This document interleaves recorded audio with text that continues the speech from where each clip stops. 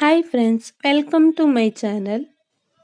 ಇವತ್ತಿನ ಸೆಷನ್ನಲ್ಲಿ ನಾವು ಕನ್ನಡ ಗ್ರಾಮರ್ ಬಗ್ಗೆ ಸ್ವಲ್ಪ ತಿಳ್ಕೊಳ್ಳುವ. ಮೊದಲನೇ ಪ್ರಶ್ನೆ, ಏಕೈಕ ಪದವು ಯಾವ ಸಂಧಿಗೆ ಉದಾಹರಣೆಯಾಗಿದೆ? ಏಕೈಕ ಪದವು ಯಾವ ಸಂಧಿಗೆ ಉದಾಹರಣೆಯಾಗಿದೆ? ಆಪ್ಷನ್ಸ್ ಹೀಗಿದೆ: ಆಗಮ ಸಂಧಿ, ಆದೇಶ ಸಂಧಿ, ವೃದ್ಧಿ ಸಂಧಿ, ಗುಣಸಂಧಿ. ಆಗಮ ಸಂಧಿಯಲ್ಲಿ 2 ಟೈಪ್ ಬರ್ತದೆ: ಯಕರಾಗಮ ಸಂಧಿ ಮತ್ತು ವಕರಾಗಮ ಸಂಧಿ. ಆದೇಶ ಸಂಧಿಯ ರೂಲ್ ಏನು ಅಂತ ಹೇಳಿದ್ರೆ, ಕತಪಗಳಿಗೆ ಗದಪಗಳು ಆದೇಶವಾಗಿ ಬರುವುದೇ ಆದೇಶ ಸಂಧಿ.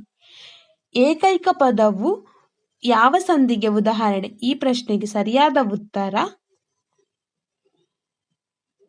ವೃದ್ಧಿ ಸಂಧಿ. ಏಕೈಕ ಪದವು ವೃದ್ಧಿ ಸಂಧಿಗೆ ಉದಾಹರಣೆಯಾಗಿದೆ.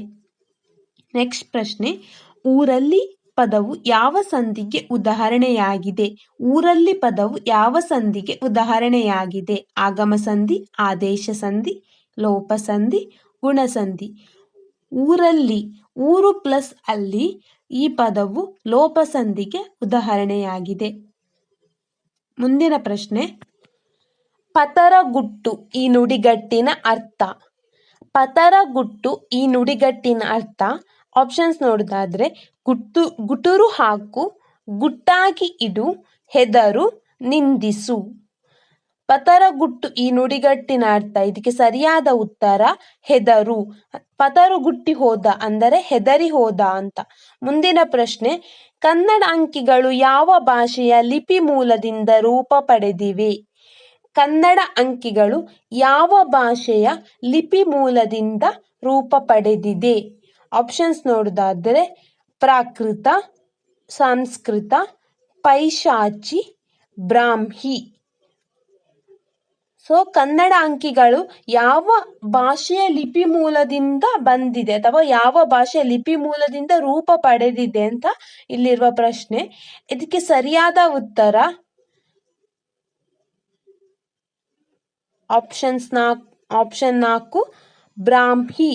ಕನ್ನಡ ಲಿಪಿಗಳು ಬ್ರಾಹ್ಮಿ ಭಾಷೆಯ ಲಿಪಿ ಮೂಲದಿಂದ ರೂಪ ಪಡೆದಿದೆ.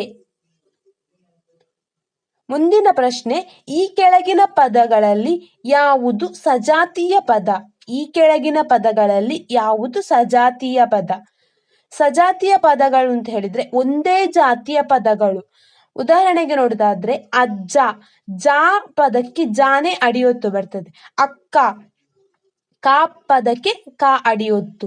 ಅಥವಾ ಅತ್ತೆ, ತೇ ಪದಕ್ಕೆ ತಾ ಪದಕ್ಕೆ ತಾನೇ ಅಡಿಯೊತ್ತು. ಸೊ ಇದಕ್ಕೆ ಸರಿಯಾದ ಉತ್ತರ ಆಪ್ಷನ್ಸ್ 2 ಅಕ್ಕ. ಉಳಿದ ಪದಗಳೆಲ್ಲ ಜ್ಞಾನ ಅಂದ್ರೆ ಬೇರೆ ಪದಕ್ಕೆ ಬೇರೆ ಅಡಿಯೋತು. ಭಕ್ತಿ, ಕಾ ಪದಕ್ಕೆ ತಾ ಅಡಿಯೋತು. ಇದಕ್ಕೆ ಸರಿಯಾದ ಉತ್ತರ ಅಕ್ಕ. ಕಾ ಪದಕ್ಕೆ ಕಾ ಅಡಿಯೋತು. ಮುಂದಿನ ಪ್ರಶ್ನೆ, ವ್ಯಂಜನಗಳಿಗೆ ಸ್ವರಗಳು ಸೇರಿ ಆಗುವ ಅಕ್ಷರಗಳು ಯಾವುವು? ವ್ಯಂಜನಗಳಿಗೆ ಸ್ವರಗಳು ಸೇರಿ ಆಗುವ ಅಕ್ಷರಗಳು ಯಾವುವು? ಆಪ್ಷನ್ ನೋಡೋದಾದ್ರೆ, ವ್ಯಂಜನಾಕ್ಷರಗಳು, ಸಂಯುಕ್ತಾಕ್ಷರಗಳು, ದ್ವಿತಗಳು, ಗುಣಿತಾಕ್ಷರಗಳು. ಈ ಪದಕ್ಕೆ ಸರಿಯಾದ ಉತ್ತರ ಗುಣಿತಾಕ್ಷರಗಳು. ಉದಾಹರಣೆ ನೋಡುವುದಾದ್ರೆ, ಕು ಪ್ಲಸ್ ಅ ಕ, ಗ ಪ್ಲಸ್ ಇ ಗಿ. ಕ ಅಂತ ಹೇಳುದು ವ್ಯಂಜನಾಕ್ಷರ, ಆ ಅಂತ ಹೇಳುದು ಸ್ವರಾಕ್ಷರ. ಎರಡು ಸೇರಿ ಗುಣಿತಾಕ್ಷರಗಳು. ಅಂದ್ರೆ ವ್ಯಂಜನಾಕ್ಷರಗಳಿಗೆ ಸ್ವರಾಕ್ಷರಗಳು ಸೇರಿ ಆಗುವ ಅಕ್ಷರಗಳೇ ಗುಣಿತಾಕ್ಷರಗಳು. ಮುಂದಿನ ಪ್ರಶ್ನೆ ನೋಡುವುದಾದ್ರೆ, ಕುಲಾಲ ಚಕ್ರ ಎಂಬ ಪದದ ಅರ್ಥ. ಕುಲಾಲ ಚಕ್ರ ಎಂಬ ಪದದ ಅರ್ಥ: ಮಡಕೆ ಮಾಡಲು ಕುಂಬಾರನು ಬಳಸುವ ಸಾಧನ, ಮಕ್ಕಳು ಗೋಲಿ ಆಡಲು ಬಳಸುವ ಚಕ್ರ, ಬಾವುಟದಲ್ಲಿ ಬಳಸುವ ಬಣ್ಣದ ಚಕ್ರ, ಕುಲವಂತರು ಬಂಡಿಗೆ ಬಳಸಿದ ಗಾಳಿ. ಸೊ ಕುಲಾಲ ಚಕ್ರ ಎಂಬ ಪದದ ಸರಿಯಾದ ಉತ್ತರ ಮಡಕೆ ಮಾಡಲು ಕುಂಬಾರನು ಬಳಸುವ ಸಾಧನ. ಮುಂದಿನ ಪ್ರಶ್ನೆ, ಇವುಗಳಲ್ಲಿ ಸರಿಯಾದ ಪದ ಯಾವುದು? ಇಲ್ಲಿ ಕೊಟ್ಟಿರುವಂತ 4 ಪದಗಳಲ್ಲಿ ಸರಿಯಾದ ಪದ ಯಾವುದು? ಅಂತರಗ, ಅಂತರಂಗ, ಅಂತರಂಗ, ಅಂತರಂಗ. ಇವುಗಳಲ್ಲಿ ಸರಿಯಾದ ಉತ್ತರ ಆಪ್ಷನ್ 2 ಅಂತರಂಗ. ಇದು ಆಪ್ಷನ್ 2 ಅಂತರಂಗ ಆಗಬೇಕು. ಮುಂದಿನ ಪ್ರಶ್ನೆ, ಅಕ್ಷರವನ್ನು ವರ್ಣ ಎಂದು ಮೊದಲು ಕರೆದವರು ಯಾರು? ಅಕ್ಷರವನ್ನು ವರ್ಣ ಎಂದು ಮೊದಲು ಕರೆದವರು ಯಾರು? ಕೇಶಿರಾಜ, ನಾಗವರ್ಮ, ಭಟ್ಟಕಳಂಕ, ನಾಗಚಂದ್ರ. ಅಕ್ಷರವನ್ನು ವರ್ಣ ಎಂದು ಮೊದಲು ಕರೆದವರು ಕೇಶಿರಾಜ. ಮುಂದಿನ ಪ್ರಶ್ನೆ, ಆನೆ ಪದದ ಸಮಾನಾರ್ಥಕ ಪದ ಯಾವುದು? ಆನೆ ಪದದ ಸಮಾನಾರ್ಥಕ ಪದ ಯಾವುದು? ಉರಗ, ರಮಣಿ, ಗಜ, ಕೇಸರಿ. ಉರಗ ಪದದ ಅರ್ಥ ನೋಡುವುದಾದ್ರೆ ಹಾವು. ಹಾವು ಎಂಬ ಪದದ ಇನ್ನೊಂದು ಅರ್ಥ ಏನು ಅಂತ ಹೇಳಿದ್ರೆ ಉರಗ, ಸರ್ಪ ಆ ಥರ ಬರ್ತದೆ.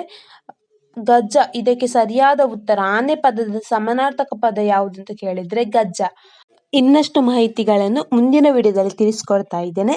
ಈ ವಿಡಿಯೋ ನಿಮಗೆ ಇಷ್ಟ ಆದರೆ ಲೈಕ್ ಮಾಡಿ, ಶೇರ್ ಮಾಡಿ ಮತ್ತು ಕಮೆಂಟ್ ಮಾಡಿ ಹಾಗೂ ನನ್ನ ಚಾನಲನ್ನು ಸಬ್ಸ್ಕ್ರೈಬ್ ಮಾಡಿ. Thank you.